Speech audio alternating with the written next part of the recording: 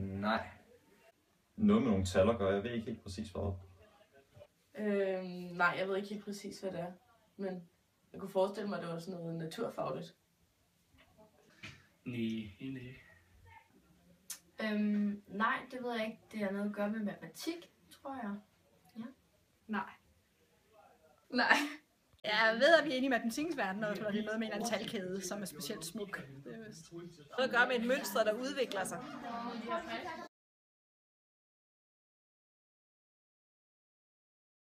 Jeg tænker, at det er måske noget, sådan, man skal tænke lidt over en kaldet sådan en teori. Nogle tal. Jeg ved det ikke helt præcis, nej. Ikke noget naturfagligt. Jeg ved ikke helt, om det er... Det lyder, det ved jeg ikke, sådan noget fysik.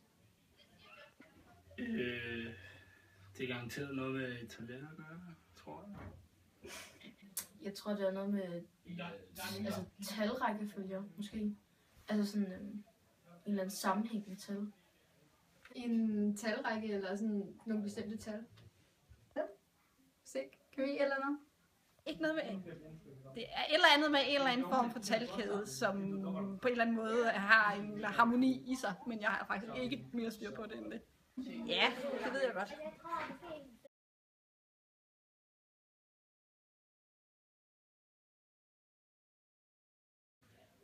Jeg tror, man kan finde det i det gamle Egypten. Så pyramider og sådan noget? Ja. Okay. Hvor man kan google det, jeg ved det ikke. Nej, det ved jeg ikke. Nej.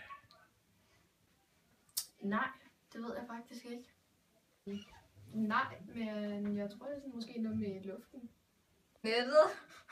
Ja. Nej.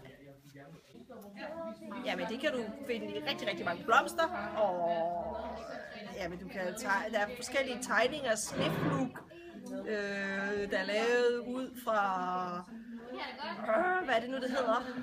Der er sådan en bestemt tegning, og der er nogle af de der kan du faktisk finde med nogle kystlinjer. Der kan du finde nogle ting, der er lavet i forhold til Fibonacci-tallene.